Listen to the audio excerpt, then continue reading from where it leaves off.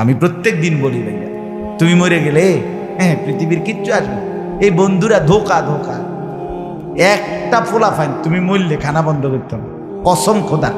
তুমি লিখে নাও, তোমার একটা ফ্রেন্ড এক লগে যেটি বইয়ে বইয়ে বিড়ি খায়, তোমার লগে গাঞ্জা খায়, ফুটটা খায়, বাবা খায়, মদখোর গাঁজাখোর, একসাথে বইয়া উলঙ্গ ছবি দেখো, ওই জানোয়ারে জিজ্ঞেস করো বলে আমি মরলে আমার ঠ্যাংটা ভাঙলে তুই এক বেলা খানা বন্ধ রাখবি। কথা বুঝেন নাই? ধোকা ধোকা, এগুলো ধোকা। ওরা কেউ থামবে না। আরে আপন বাপ মরলে যেই সন্তানরা দিনের বেলা দাফন কাফন করছে, তারা কি সেই সন্তানরা, আপন সন্তানরা রাতের বেলা ভাত খায় না? কথা বলেন না কেন? পাশের ঘর থেকে খানা রান্দা ইয়ে আরো বেশি খায়, আরো একটু গোস্ত লাও, যেই কান্দাটা তুমি কাঁদছো আজগা কি ভাইয়া? তাইলে আপন বাপ, তারপরেও তো সন্তান খানা খাচ্ছে, তোমার লেগে কাঁদবে কি? এর জন্য পৃথিবী আমাদের কারো জন্য থামবে না ভাইয়া, থামবে না। সামনের গাড়ি অ্যাক্সিডেন্ট করে, পেছনের গাড়ি অপেক্ষা করে না, পাশ কাইটা কাইটা চলে যায়। জ্যাম বাজ্যা গেলে আরো চিৎকার শুরু করে, আরে লোক মরে গেছে, আরে মরলে মরুক বেটা, রাস্তা ক্লিয়ার করতে ক। ঠিক কিনা বলেন না কেন? ধরে বেটা বেটা কেডা মরছে না মরছে বেটা, এর লেগে বুঝি মানুষের রাস্তা আটকায় রেখে, মানে এই যুক্তি দেখা। তাহলে কেডা মরছে না মরছে মানে তোর মতো এক মানুষ মরছে। ঠিক কিনা বলেন না? তোর মতো এক সুস্থ সবল মানুষ মরছে বেটা, যে একটু আগে হাত নাড়তো পা নাড়তো, সেই মানুষটা এখন রক্তে ভাসতেছে বেটা। পাত্তাও নাই, কিসের সময় কাম, কার হাতে সময়? সবাই মেশিনের মতো, যন্ত্রের মতো দৌড়াইতেছে। রাস্তায় দেখেন না সিএনজি অটো কি করে সবাই, কারো হাতে সময় নেই। ঠিক কিনা বলেন? কে কাকে ঠেলিয়া যাবে, কারো হাতে সময়, কে কার জন্য থামবে? এই জন্য তুমি নষ্ট হয়ে গেলে বন্ধু, কেউ তোমারে ফিরাবার নাই। তোমার জন্য ভাববে কেউ, ডাকবে কেউ, কাঁদবে কেউ নাই। আরে আপন মা বাপের তো খবর নাই এখন। আপন বাপ সাইয়া রইছে, দেখে তার ফুতে আজকে 6 বছর 9 বছর এক ওয়াক্ত নামাজ পড়ে না, এবড়া বই বই বিড়ি খায়, বন খায়, চা দিয়া ভিজাইয়া খায়। এবার মাইছুটা সাইকার নামাজ পড়লে পড়ছে, না পড়লে রাতের ব্যাপার। বাবুরে টেহা দাও দিছে, টাকা দিলে খালাস। যদি সুতে টাকা দেয় বাপের কোনো অসন্তুষ্টি নেই, আর যদি টাকা না দেয় এবড়ার গজবে আল্লাহর আরশ কাঁপে। ফুতের উপরে লানত দিতে দিতে, অভিশাপ দিতে দিতে শেষ। কারণ টাকা দেয় না, টাকা দেয় না, পুরা গ্রাম হাইটা হাইটা তখন মানুষের কাছে বদনাম। এই ফোলাগারে মানুষ করছি আমি, এই ফোলার লাগিয়া জীবন যৌবন শেষ করছি, 12 লাখ টাকা সুদে লইয়া তারে আমি নিজে বিদেশ পাঠাইছি। কত বড় নেয়ামতের কথা! বেশরম মানুষ সুদে টাকা লইয়া আবার মানুষের দ্বারে কও, এত বড় হারাম কইরা আবার কইতেছ, হ্যাঁ 12 লাখ টাকা দিয়ে ফোলা বিদেশ পাঠাইছি আমি, কিস্তি লইছি আমি, সুদে লইছি আমি, আর অন ফোলা গাও একটা টাকা দেয় না। তার মানে সম্পর্কটা হয়ে গেছে এখন টাকা পয়সার ভিত্তি। আখেরাত কোথায়? আখেরাত কোথায়? আমার মা বলছিলেন, আজীবন আমার আব্বা বলতেন, আলহামদুলিল্লাহ আমার আব্বা, আমরা 5 ভাই মাদ্রাসায় পড়ছি, 5 ভাই আলেম হয়েছি। আব্বা আজীবন বলতেন, আমার স্বপ্ন আমার ছেলেরা 5 জন আলেম হবে, আমার কবরের পাশে চারদিকে আমার ছেলেরাই দাঁড়াবে। এই বছর আমরা ঈদের 2 দিন পরে বাবার কবরের সামনে মসজিদে গ্রামে মাহফিল করছি। আমি বয়ান করছি, আমার বড় ভাই বয়ান করছে, আমার ছোট ভাই বয়ান করছে, আমার আব্বার, আমরা 5 ভাই 3 বোন, আমাদের ছেলে মেয়ে মিলে, আর আমার মা বাইচা আছে, আমরা মোট 45 জন। আমার বাবার বাবা মা সহ, মা ছাড়া 44 জন, মা একজন 45 জন, একের গুণা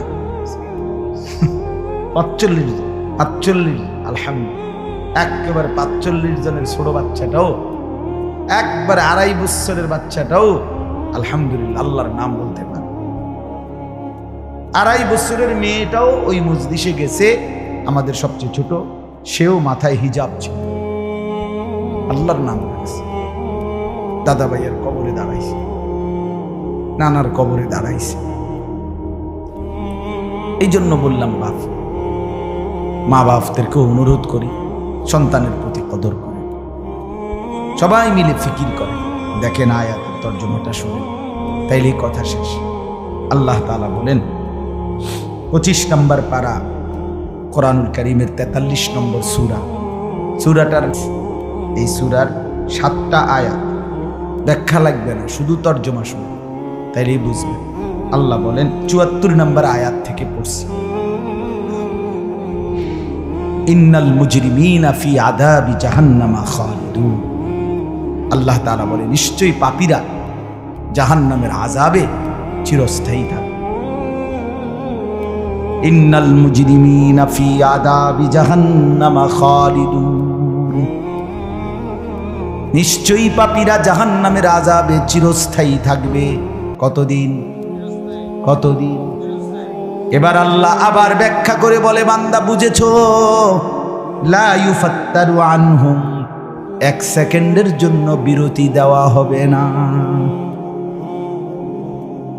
জাহান্নামী চিৎকার করে বলবে, মাওলা আমারে মৃত্যু দিয়ে দেন। আল্লাহ বলবে না। জাহান্নামী বলবে, আল্লাহ একটু সময়ের বিরতি দেন, 10টা মিনিটের বিরতি দেন মাওলা। 24 ঘন্টার আগুন, আমারে 10টা মিনিট একটু আলগা থাকতে দেন, আমি যে আর পারছি না মাওলা, এতটা ভীষণ আযাব আমি যে আর সইতে পারছি না মাওলা, আর পারছি না, আর পারছি না। লা ইউফাত্তারু আনহুম, আল্লাহ বলেন 1 সেকেন্ডের জন্য জাহান্নামের আযাব, আগুন বিরতি দেয়া হবে না। ফাতরা মানে কি না বিরতি। আহুম ফীহি মুবলিসুন, এরপরে আল্লাহ বলেন জাহান্নামী এই দীর্ঘ 24 ঘন্টা অনন্তকাল আযাবের মধ্যে থাকবে। কেমনে থাকবে? মুবলিসুন, বিষণ্ণ হয়ে, উদাস মনে। কোনোদিন চেহারায় 1 সেকেন্ডের জন্য হাসি ফুটবে না, কোনোদিন আর সুখের নাগাল পাবে না। আজ তো বন্ধু রাত কেটে ভোর হয়, ভোর গিয়ে রাত হয়, অন্ধকার আলো হয়, আলো অন্ধকার হয়। যে হাসে সে কাঁদেও, যে কাঁদে আবার সে হাসেও, ঠিক না? কিন্তু রব্বুল আলামিন বলেন ওয়াহুম ফীহি মুবলিসুন, জাহান্নামীর মন, জাহান্নামীর চেহারা বিষণ্ণ, উদাস, সব সময় হাসিবিহীন থাকবে, কোনো সেকেন্ড হাসতেই পারবে না। এবার আল্লাহ নিজে বলবেন, মলিন চেহারা দেখে জাহান্নামীকে, জাহান্নামীর চিৎকারে আল্লাহ নিজেই বলবেন ওমা যালামনাহুম, জাহান্নামী নাফরমান, আমি কিন্তু তোর উপরে মোটেই জুলুম করি নাই। আমি রাতও দিয়েছি বান্দা, দিন দিয়েছি, আমি সুযোগ দিয়েছি, সময় দিয়েছি। 8টা বাজে এশার আজান হয়েছে, এখন বাজতেছে রাতের 11:30। তাইলে আমি কিন্তু হায়াত 3.5 ঘন্টা তো দিয়েছি। আর 4 এশার নামাজ পড়তে তো 3.5 ঘন্টা সময় লাগে না? লাগে। আমি তো ফজরের ওয়াক্ত আসার পরে ওয়াক্ত শেষ হওয়া পর্যন্ত প্রায় 1.5 ঘন্টা সময় দিছি। 4 রাকাত নামাজ পড়তে তো 1.5 ঘন্টা লাগে না। আমি তো জোহরের আজান হওয়ার পরে জোহরের ওয়াক্ত প্রায় 2.5 ঘন্টা, 2 ঘন্টা তো দিয়েছি। জোহরের নামাজ পড়তে তো বান্দা 2.5 ঘন্টা লাগতো না? হ্যাঁ। আসরের নামাজ 4 রাকাত নামাজ পড়তে তো 1.5 ঘন্টা লাগে না? তাহলে বলো না বান্দা আমি কি কোনো জুলুম করেছি কিনা বলো? ওমা যালামনাহুম, আমি বান্দা নাফরমান, আমি কিন্তু তোমাদের উপরে, তাদের উপরে জুলুম করি নাই। ওয়ালাকিন কানু হুমুজ জালিমিন, আল্লাহ বলে বরং নাফরমান জাহান্নামী তুই নিজেই নিজের উপরে জুলুম করেছিস। তুই আমার রাতকে গান বাদ্য আর সিনেমার নর্তকীর নাচ গান আর উলঙ্গ ছবিতে শেষ করে দিয়েছিস। তুই আমার দিনকে গুনাহ, সুদ, ঘুষ আর অবৈধ উপার্জনের পিছনে শেষ করে দিয়েছিস, নিজেই জুলুম। এবার শুনেন, এবার আল্লাহ তাআলা বলে জাহান্নামী, এবার শুনেন আল্লাহ যখন এটা বলবে জাহান্নামী এই ভীষণ আযাবে একটা বিরতি নাই। এবার জাহান্নামের ফেরেশতাকে ডাকবে। জাহান্নামের দায়িত্বে প্রধান যেই ফেরেশতা, ওনার নাম মালিক। ওনার নাম কি? মালিক ফেরেশতা। এই কোরআনে ওনার নাম ডাইরেক্ট এখানে আছে। জাহান্নামী বলবে ওয়ানাদাউ ইয়া মালিক লিয়াকদি আলাইনা রাব্বুক। ওহো, আল্লাহ বলে জাহান্নামীরা, জাহান্নামের ফেরেশতা মালিককে ডাক দিবে, ইয়া মালিক, হে মালিক শোনো না, ফেরেশতা একটু শোনো না। লিয়াকদি আলাইনা রাব্বুক, ফেরেশতাকে বলবে, ফেরেশতা তোমার রব, তোমার আল্লাহকে একটু বলো না এমন কষ্টের আযাব না দিয়ে আমারে চিরতরে একবারে শেষ করে দিতে, আমি যে আর পারছি না। লিয়াকদি আলাইনা রাব্বুক, বলো না ফেরেশতা, তোমার মাওলাকে বলো না, তোমার রবকে বলো না আমারে একদম শেষ করে দিতে, আমারে মৃত্যু দিয়ে দিতে, আমি যে আর পারছি না। কেমনে সইব এত গরম, কেমনে সইব এত আযাব? ফেরেশতা তখন বলবে ক্বালা ইন্নাকুম মাকিসুন। ফেরেশতা বলবে না, নাফরমান পাপী, এই জাহান্নামী তোকে অপেক্ষা করতে হবে, মৃত্যু হবে না। আল্লাহ বলবেন লাকাদ জিনাকুম বিল হক, আমি তো বান্দা সত্যের বাণী, সঠিক বাণী বারবার তোমার কাছে নিয়ে এসেছিলাম। একবার বেলায়েতুল্লাহ বলছে, একবার আনিসুর রহমান বলছে, বারবার বারবার বারবার আমার কত বান্দা দিয়ে, কত ইমাম, কত খতিব, কত আলেম, কত বুজুর্গ দিয়ে আমি তো সত্যের বাণী, কোরআনের বাণী, এই জাহান্নামের কথা বারবার তোর কাছে বলাইছিলাম বান্দা। ওয়ালাকিন্না আকসারাকুম লিল হাক্কি কারিহুন, কিন্তু তোমরা তো অধিকাংশই আমার সত্যের আহ্বান, আমার কোরআনের আহ্বানকে অপছন্দ করেছ। পাত্তা দিছ, এত বাদ দিছ, হুজুরাই তার কই বই মাতিস তাই আছে না? এমন বেত্তমিজ লোক কথা বলে না। অনেক বুড়া মানুষও আছে, বুড়া মানুষ। আর রাখো হুজুররা যত কয় এত না, কিছু কইতে লাগলে বাড়াইও কয় বেটা, হুজুররা বেড়ায় কথা বলেন না কেন? হ্যাঁ, আরে রাখ, আল্লাহ ভরসা বেটা, আল্লাহ ভরসা কিতা, আল্লাহ ভরসা কিতা মানে আল্লাহ কি, আল্লাহ কি হিসেবে ভরসা আমি এটা বুঝাই। এখন আল্লাহ বলছে বান্দা তুমি বিড়ি খাইতে থাকো, আমি ভরসা। হ্যাঁ, এমনি আল্লাহ বলছে নাকি? তুমি টেলিভিশনে নাচ গান প্রত্যেক দিন বিকালে নর্তকী দেখো, আমি ভরসা, এটা নিয়ে আল্লাহ কইছে। তো আপনি কিতা কইলেন? কি আল্লাহ ভরসা কিতা, কি বুঝাইতে চাইলেন? হ্যাঁ,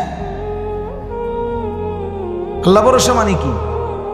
মানে আপনি গুনার উপরে মৃত্যু পর্যন্ত টিকে থাকবেন আর আল্লাহ ভরসা, এটাই না? নবী সাল্লাল্লাহু আলাইহি সাল্লাম সুপারিশ করবেন মানে কি?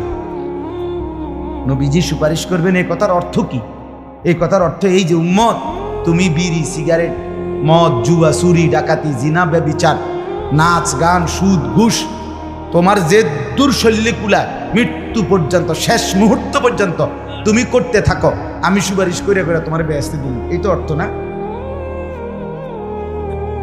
তো কি তা আপনি বলেন আমারে, কি আসলে কি? আরে মুসলমান, খুব বেশি খামখেয়ালি, খুব বেশি, খুব বেশি খামখেয়ালি। এবার দেখেন একটা শক্ত কথা আল্লাহ বলছে, আম আবরামু আমরান ফাইন্না মুবরিমুন। আল্লাহ বলে জালেমরা, পাপীরা, তোরা আমার আযাব থেকে বাঁচবার কোনো ব্যবস্থা করেছো কিনা তোমরা ঠিক করো, ফাইন্না মুবরিমুন, আমি তোমাগরে কেমনে ধরবো, শাস্তি দেব কি কি, এগুলো আমি আল্লাহ আমার গুলো ঠিক করে ফেলেছি। যে আবরামু আমরান, তারা কি কোনো ব্যবস্থা করেছে কিনা জিজ্ঞেস করেন। ফাইন্না মুবরিমুন, আমার ব্যবস্থা আমি করে রাখছি। বুঝেন নাই কথাটা? আল্লাহ বলেন আমার শাস্তি দেব কি কি, আমার আযাব দেব কি কি, আমি সব ঠিক করে রাখছি জাহান্নামে। তুমি বান্দা বাঁচবা কেমনে, তোমারটা তুমি ঠিক করছো কিনা বলো। এবার শেষ আয়াত, আম ইয়াহসাবুনা আন্না লা নাসমাউ সিররাহুম ওয়া নাজওয়াহুম। আল্লাহ বলে নাফরমান পাপীরা, জালেমরা, দুশমনরা মনে করে আমি তাদের গোপন কথা, অন্ধকারের গোপন পরামর্শ, একেবারে চুপচাপ নিরিবিলি কথাগুলো আমি শুনতে পাই না। কারণ ইয়ারফোন লাগাই রাখছে না, মা কানের মধ্যে দুইটা বল্টু লাগাইলে তার আল্লাহ শুনে না, কথা কয় না। হ্যাঁ, আল্লাহ জিজ্ঞেস করছে তুমি এই ভাবছো না, তুমি যে কানের মধ্যে গান শুনবার টাইমে ইয়ারফোনের বল্টু লাগাইয়া রাখো, তুমি মনে করছো না ফরমান মাইনসে না শুনে না, তো মাইনসে যখন শুনে না আমিও শুনি না নাকি? জবাব দেন, ওই যুবক বলো না মিয়া, মাটির নিচে কিংবা অন্ধকারে অথবা একাকী কোনো গোপন জায়গায় তুমি যেই অসভ্যতা করছো, যেই ভিন নারীর সাথে কথা বলছো, বন্ধুদের অসভ্য আড্ডা দিচ্ছ, তুমি মনে করছো গ্রামের কেউ দেখে না, গ্রামের কেউ জানে না। আল্লাহ বলে তাহলে তুমি কি এই ভেবেছো যে আমি আল্লাহও জানি না? বালা, হ্যাঁ, আল্লাহ বলেন আমি জানি, আমি শুনি, আমি দেখি। আর অরসুলুনা লাদাইহিম ইয়াকতুবুন, আমার পক্ষ থেকে মনোনীত ফেরেশতা ডান কাঁধে বাম কাঁধে, তারা কিন্তু সাথে সাথে 24 ঘন্টা ইয়াকতুবুন, লিখতেছে লিখতেছে লিখতেছে লিখতেছে কি না বলেন? ডান কাদের আর বাম কাদের ফেরেশতাকে তুমি তোমার থেকে আড়াল করবা কেমনে? বলেন না কেন? কেমনে আড়াল করবে? সুযোগ আছে কারো? আল্লাহ আমাদেরকে বুঝ দান করে। অতএব বাপ, জাহান্নামীর আত্মচিৎকার শুনলেন আপনি, জাহান্নামী আল্লাহকে ডাকবে, জাহান্নামী ফেরেশতাকে ডাকবে, জাহান্নামী একটু আযাবের হালকা করতে চাইবে, জাহান্নামী মৃত্যু কামনা করবে, জাহান্নামী কতভাবে যে বাঁচতে চাইবে, কিন্তু কসম আল্লাহ বাঁচতে পারবে না। এজন্য দয়া করে রাত গভীরে মেহেরবানি করে চলেন প্রত্যেকেই, ইনশাআল্লাহ সিদ্ধান্ত নিন। শেষ পর্যন্ত যে কয়জন যুবক টিকে রইলা, বসে রইলা, ভাইয়া তোমাদের কাছে অনুরোধ, আজকের থেকেই বদলাও ভাইয়া। আগামী দিনে মুসলমানের জন্য, ইসলামের জন্য খুব বেশি যুবকের দরকার। তোমরা না আগাইলে, তোমরা না ফিকির করলে আগামী দিনে ইসলামের জন্য লড়বে কে? সারা পৃথিবী ইসরায়েলের ইয়াহুদিদের জুলুম অত্যাচার এখনো তো শেষ হয়। সেই গত বছর অক্টোবর মাসে ফিলিস্তিনের মুসলমানদের উপরে বুম্পিং অত্যাচার শুরু হয়েছে। অক্টোবর, নভেম্বর, ডিসেম্বর, জানুয়ারি, ফেব্রুয়ারি, মার্চ, এপ্রিল, আজকে 7 মাস চলতেছে, এখনো বন্ধ হয়। আজকে 7 মাস যে মানুষগুলো, যাদের কোনো ঠিকানা নাই, নারী, পুরুষ, বাচ্চা, কোলের বাচ্চা, বলেন ভাইয়া 7 মাস তারা কি পরিমাণ মানবেতর জীবন যাপন করতেছে। এই রমজানেও ফিলিস্তিনের মাসুম বাচ্চা খাবারের অভাবে, ইফতারের অভাবে ঘাস চাবাইছে। এটাও তো ছবি আসছে, ঘাস চাবাইছে। আমার বাচ্চাটা 2.5 বছর, একটা মেয়ে আমার সাথেই ঘুমায় রাত্রে, প্রায় সময় রাত্রে উঠা এই 2 ঘন্টা 2.5 ঘন্টা হঠাৎ উঠে ভাবো পানি খাবো, পানি খাবো। আমি সবসময় আমার বালিশের পাশে, খাটের পাশে পানি রাখি। তাহলে আমার এই ছোট্ট মাসুম বাচ্চা যখন পানি চায়, আমি তাকে পানি দিই। ফিলিস্তিনের এই ছোট বাচ্চা যদি তার মার কাছে পানি চায়, সে মা কোত্থেকে পানি দিবে? হ্যাঁ, আমার ছেলেটা 6 বছর 7 বছরের, ওরা 2 জন, এই ছোট মেয়েটা আর এই ছেলেটা সারাক্ষণ বাসায় এই একবার এটা খাই, ওইটা খাবো, ওইটা খাবো। আমার এই কত সময় ফোন দিয়া বইটা আইনি ওই দিন রাতের বাজে 1টা-1:30 আবু মালটা আইনি। আমি 1 কেজি মালটার জন্য 3 বাজারে গেছি, রাতের বাজে গেছে 1টা-2টা, কোথাও দোকান খোলা নাই। আমি দেখলাম বাসায় আমার ছেলেটাও মেয়েটাও এই ছোট কসম আল্লাহ, আমি গেট খুলছি, দরজা আমার জন্য দৌড়ে দাঁড়ায় আছে, ও মালটা আনছি না। আমি জড়ায় ধরে বললাম যে আব্বা কোথাও পাইনি, একটা দোকানও খোলা নেই। মানে আমি তো জানি সকালে আনতে পারবো, ঠিক না, শুধু রাতে আনতে পারি নাই, এটাই আমার কাছে এতটা কষ্ট লাগছে।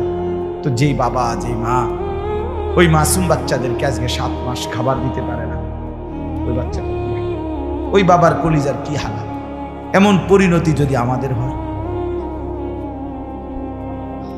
এমন পরিণতি যদি তোমার ছেলের বেলায় হয়, বলো যুবক, তোমার বিয়ের পরে থেকে যদি শুরু হয়, তোমার বাচ্চা হওয়ার পর থেকে যদি শুরু হয়, তখন কি হবে? এজন্য আল্লাহকে নারাজ না করো, আল্লাহকে নারাজ না করো। দয়া করে ফিরতে চাই, আমরা ফেরাইতে চাই, নিয়ত করি ইনশাআল্লাহ। ঠিক আছে না? ইনশাআল্লাহ নতুন করে ভাবো, সবাই একসাথে ভাবা পারবা না। যেই যুবকদের ফিকির আছে, বুঝ আছে, দিমাগ আছে, তুমি নামাজ পড়ো, ইনশাআল্লাহ ভালো হবে। তুমি মোবাইল প্রয়োজনে ব্যবহার করো, যার যেটুকু প্রয়োজন এটুকুই দেবো। শুধু শুধু নারীর ছবি, নাচ, গান, অস্থির দৃশ্য কোনো দরকার নাই। আর হিম্মত করে নামাজ, মরি বাসি, এত বেজ্জুতি কথা শোনার চাইতে, এত কষ্টের চাইতে, পরকালের অশান্তির চাইতে নামাজ পড়বো আমরা। দেখবেন ছেলেরা তোমরাও হিম্মত করে শুরু করলে 5 ওয়াক্ত নামাজ ওষুধের মতোই মনে করো না, বিষ ওষুধ, তিতা ওষুধের মতো। দেখবে 1টা মাস যদি কেউ একটু জন্মা যে মরি বাসি নামাজ পড়মুই, কসম একসময় এটা মজাদার হয়ে যায়। সেজদা দিলে খুব মজা হয়, সেজদা দিলে বান্দা আল্লাহ পিঠে মাথায় আদর করে হাত বুলায় দেয়, খুব আদর করে, আল্লাহ খুশি, বান্দাকে কোলে তুলে নেয়, আদর করে। এই জন্য আমরা দয়া করে ইনশাআল্লাহ নামাজ পড়ি। পর্দার আড়ালের মা বোন যারা আছেন, মা আপনি যদি বেপর্দা হন, আপনিও শেষ হইলেন, এলাকার ছেলেগুলোকেও নষ্ট করলেন। একজন বেপর্দা নারী শুধু নিজে গুনাহগার, সে অসংখ্য মানুষকে পাপে অংশগ্রহণ করায়। এই জন্য একজন বেপর্দা নারী সে সরাসরি জাহান্নামের ফেরিওয়ালা। সে কিসের ফেরিওয়ালা? জাহান্নামের ফেরিওয়ালা। সে জাহান্নামের ফেরিওয়ালা, আগুনের ফেরিওয়ালা।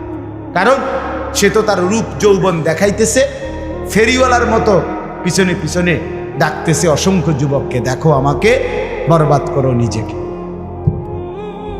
বরবাদ করো নিজের চরিত্র, বরবাদ করো নিজের কবর, বরবাদ করো নিজের আখেরাত। তাহলে সে গুনাহের ফেরিওয়ালা, সে জাহান্নামের ফেরিওয়ালা, সে অসভ্যতার ফেরিওয়ালা। এই জন্য একটি সমাজের মধ্যে সবচেয়ে নিকৃষ্ট বেপর্দা না, বেপর্দা না। আল্লাহ তাআলা আমাদের মা বোনদেরকেও হেফাজত করুন। আজকের মাহফিল যে যুবকরা সাজাইছে, আল্লাহ তাআলা সমস্ত নওজওয়ানদেরকে কবুল করে। বাস্তবতা হইল আসলে 4-5 মাস, মেন শীত সিজন 4 মাস 5 মাস। এখন 5 মাসে যদি 30 দিন করে হয়, তাহলে হইলো 150 দিন। যদি প্রতিদিন 2টা করে মাহফিল দিতে হয়, দেওয়া যায়, তাহলে 300 মাহফিল মনে করে। এখন মাহফিলের কাগজ আমার গাড়িতে এখনো আছে, মনে হয় কমপক্ষে 1,500-2,000 এমনি ফরে রয়েছে কাগজ, ব্যাগ ভরা এতটি কাগজ। আর আমি কি করতে পারি? কেমনে দাও, কিভাবে দাও? আচ্ছা, সারা বাংলাদেশ তো নবীনগরকেই বলে, ঠিক না? বাংলাদেশ মানে তো নবীনগর বলেন। সারা দেশ থেকে এই মাহফিল নিয়ে কাবজাম, কত মানুষের আবেদন, অনুরোধ, কাকুতি মিনতি।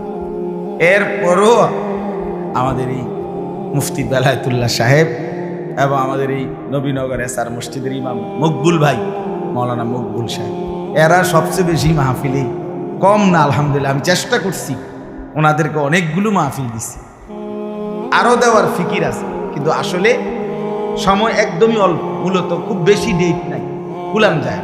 এই জন্য এই সময় দিতে হচ্ছে। ওই ভাই ইমাম সাহেব অনেক অনুরোধ করছে, আমারও মনে আছে, ওখানে বারবার বেশি অনুরোধ করছে। এই জন্য যাক, আল্লাহর দয়া আশা হয়েছে। আমিও আপনাদের জন্য দোয়া করি, আপনারাও আমার জন্য দোয়া করি।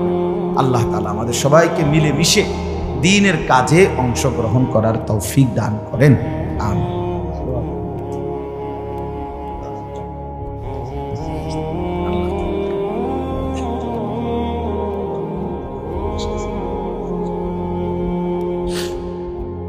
অনেক কষ্ট করে প্রবাসী যে বিদেশি ছেলেরা, আমি নিজ চোখে দেখি।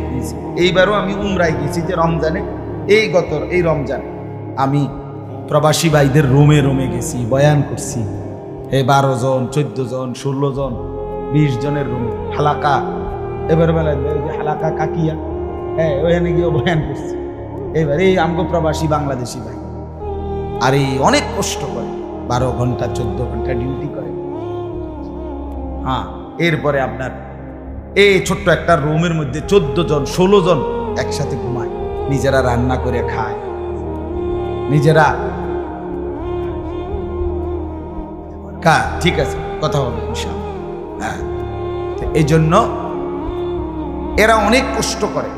এই কসবার এক ছেলে, আমি এক মাস এবার আমার এইবার রমজানে জড়ায় ধরা আমার কানছে অনেক, বিদেশ মক্কায়। ছেলেটা আমারে বলতেছে, হুজুর আমি 8 বছরে আজকে বিদেশ করি, এই 8 বছরে কোনোদিন এই বিদেশে একজন ভালো ডাক্তার কোনো শরীরে কোনো রোগ সুখের জন্য দেখাই। কয়েকজন ডাক্তার যদি দেখাই, তাহলে হেরার যে ওষুধ টষুধ দিবে আমার 15-20 হাজার টাকা চলে যাবে খরচ। তাইলে আমি বাড়ির টাকাটা পাঠাবো কেন? এই জন্য ব্যথা বেদনার একটা ট্যাবলেট খাইয়া কইরা থাকি হুজুর, আর এই কলজার মধ্যে জমাইয়া টাকাগুলো সব বাড়িতে পাঠায়। ছেলেটা আমারে খুব কাঁদছে, আমার পোলাটার কথা মনে হয়। সে আমারে বলছে, হুজুর আমি আজকে 8 বছরের কসম আল্লাহ এই মক্কায় বলতেছি, সুখ নিজের আনন্দ বলতে কি জিনিস আমি আজকে 8 বছরে কোনোদিন দেখিনি। সবটা দিয়ে দিছি পরিবারের জন্য, মানে বাড়িতে, শুধু কোনো রকম মানবেতর, কোনো রকম মানে কোনো রকম জিন্দিগিটা কাটাই, বিদেশে পড়ে আছি আমি। কিন্তু এরপরে বাবা, এতটা কষ্টের টাকা পাঠাবার পরে যেই স্ত্রী, যেই বিবি বাজারে বাজারে ঘুরে, বেপর্দা ঘুরে, মোবাইলে সারা দিন রাত পড়ে থাকে, স্বামীর পবিত্র আমানত, নিজের ইজ্জত, নিজের সতীত্ব নষ্ট করে, পরকিয়া, ভিন কোনো পুরুষের সাথে অবৈধ কোনো সম্পর্ক করে, তার মতো অসভ্য, নির্লজ্জা, বেহায়া, অসভ্য নারী আল্লাহর জমিন আর কেউ হইতে পারে না।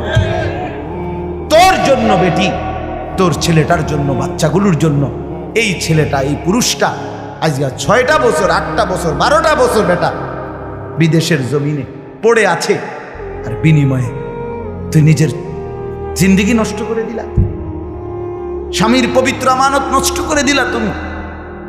এই জন্য দয়া করে, আমার কথাটা যদি একটু শক্ত হয় মাফ করে দিয়ে আমার, কিন্তু প্রবাসীর বিবিদেরকেও বলি, বোন দয়া করে নিজের ইজ্জত, আব্রু, সতীত্ব, নিজের চরিত্রের হেফাজত কষ্ট করে হলেও, আপনার জন্য স্বামী বেচারা কষ্ট করে, আপনিও তার জন্য কষ্ট করেন, মিলেমিশে সবর করিলে, চরিত্রের হেফাজত করিলে একদিন দুইজনই জান্নাতি হবে। ছেলেরা যারা তোমাদের বাপ বিদেশ, তোমরাও ভাইয়া একটাবার দেখে আইসো কি কষ্ট করে। এই জন্য দয়া করে কষ্টের এই রক্ত পানি করা টাকা শুধু শুধু মোবাইল টিপ্পা, উলঙ্গ ছবি দেখা, নর্তকীর নাচ গান দেখে ভাইয়া নষ্ট করো না। এত বড় জুলুম বাপের উপরে কইরো না, আল্লাহ সইবেন। এত বড় জুলুম কইরো না, একদিন তুমি কষ্ট পাই, একদিন তোমার উপরে এই মুসিবত আসবে। আল্লাহ আমাদের ছেলেদেরকেও হেফাজত করে। মসজিদের কাজ আমি নিজেও দেখছি, আলহামদুলিল্লাহ মসজিদের কাজ চলতেছে। দয়া করে সবাই মিলে মসজিদের দিল খুলে দান করবেন। মনে রাখবেন, হাদিসের মধ্যে আছে, আল্লাহ নবী সাল্লাল্লাহু আলাইহি সাল্লাম বলছেন, ইসরাফিল যখন ফু দিবে কিয়ামতের দিন, সব কিছু ধ্বংস হবে, হবে কি না? কথা বলেন না। ইল্লাল মাসাজিদ, নবীজি বলছে মসজিদ ব্যতীত।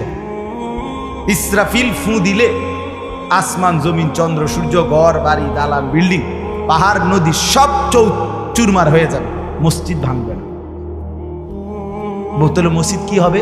ইয়াদম্মু বা'দুহা মা'a বা'দ, এক মসজিদ আর এক মসজিদের সাথে লাগবে, মিশবে আর কি। মিশা সব মসজিদ কাবা ঘরের সাথে মিলবে, একসাথে আল্লাহর ঘর কাবা সহ একসাথে সবগুলো জান্নাতে চলে যাবে। এরপরে এই জন্য মসজিদের দান যে করলেন, আপনি মসজিদে টাকা পয়সা দান করলেন, যে এই মসজিদটা আপনি বেশ দিকে দেখবেন, আর এই যে আমরা কেন বুঝেন নাই? এই জন্য মসজিদের দান শেষ হয় না, মসজিদের দান কি হয় না, শেষ হবে না। আপনি দিয়ে যাবেন, এ আগে দিছেন আবার দিবেন, সামনেও দিবেন, ঠিক আছে ইনশাআল্লাহ। সবাই সহযোগিতা করেন। ভবিষ্যতেও ছেলেরা তোমরা নিজেদের এই মাহফিল আন্তরিকতার সাথে মিলেমিশে চালু রাখো, চেষ্টা করবা। আমরাও যদি কখনো আবার সুযোগ পাই আসার চেষ্টা করব। আরও ওলামায়ে কেরাম বেলায়েত ভাইয়ের সাথে কথা বললে ফিকির করে দেবে ইনশাআল্লাহ, চেষ্টা করবে। আল্লাহ তাআলা সবাইকে কবুল